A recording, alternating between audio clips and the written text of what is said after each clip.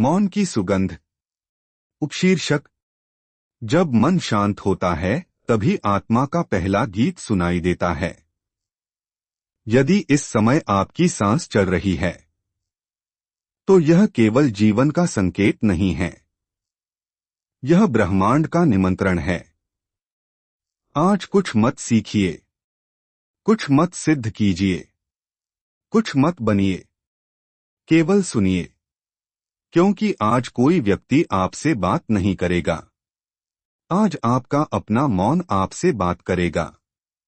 यह कहानी किसी राजा की नहीं, किसी संत की नहीं, किसी योद्धा की भी नहीं। यह कहानी उस अदृश्य यात्री की है जो हर मनुष्य के भीतर जन्म से रहता है, पर अधिकांश लोग उससे कभी मिल नहीं पाते।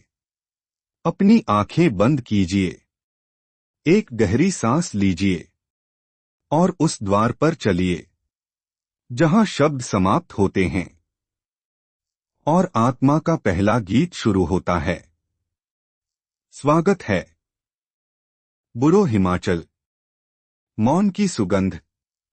बहुत समय पहले हिमालय की बर्फीली चोटियों के बीच एक ऐसा आश्रम था जिसे किसी नक्शे में नहीं खोजा जा सकता था। कहा जाता था कि वहां पहुंचने का मार्ग पैरों से नहीं बल्कि चेतना से खुलता है। एक दिन एक युवा योद्धा वहां पहुंचा। उसने तलवार चलाना सीखा था, धनुष चलाना सीखा था, सैकड़ों प्रतियोगिताएं जीती थीं। लोग उसे विजेता कहते थे, लेकिन हर रात वह स्वयं से हार जाता था। वह गुरु के पास पहुंचा और बोला, गुरुदेव, मैंने संसार जीत लिया, फिर भी भीतर खालीपन क्यों है? गुरु मुस्कुराए। उन्होंने कोई उत्तर नहीं दिया। उन्होंने केवल उसे एक फूल दिया। फूल साधारण था, न सोने का, न दुर्लभ, न ही उसकी कोई विशेष सुगंध थी। गुरु ने कहा, इसे लेकर नदी के किनारे बैठो और तब तक मत लौटना जब तक यह तुम्हें कुछ सिखा न दे। युवा आश्चर्यचकित था। वह सोच रहा था, एक फूल मुझे क्या सिखाएगा?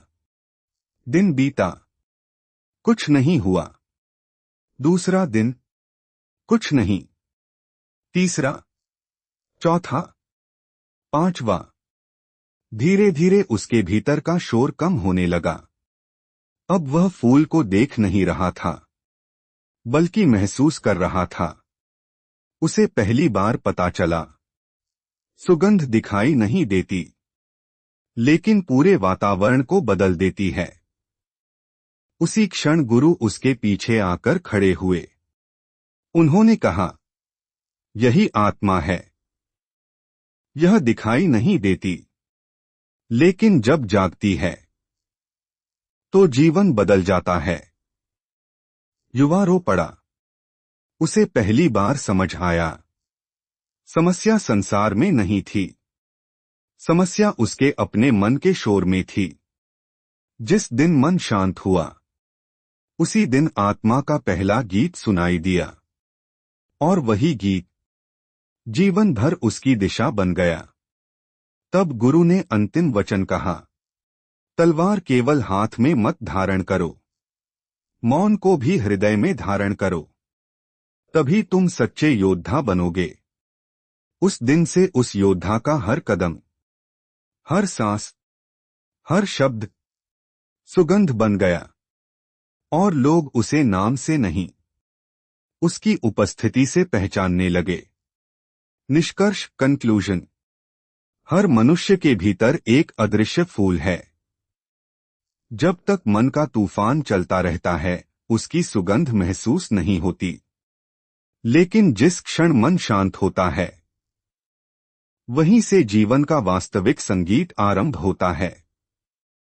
मौन कमजोरी नहीं है, मौन आत्मा की भाषा है, और जो इस भाषा को सीख लेता है वह स्वयं से कभी अलग नहीं होता।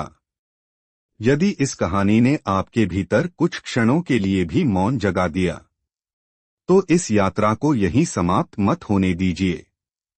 अगली यात्रा में हम आत्मा के दूसरे पुष्प की सुगंध खोजेंगे। तब तक अपनी सांसों को सुनिए, अपने मन को देखिए और अपने भीतर के योद्धा को जगाइए। मैं हूं बूढ़ो Himachal, the silent warrior of the Himalayas. नमस्कार।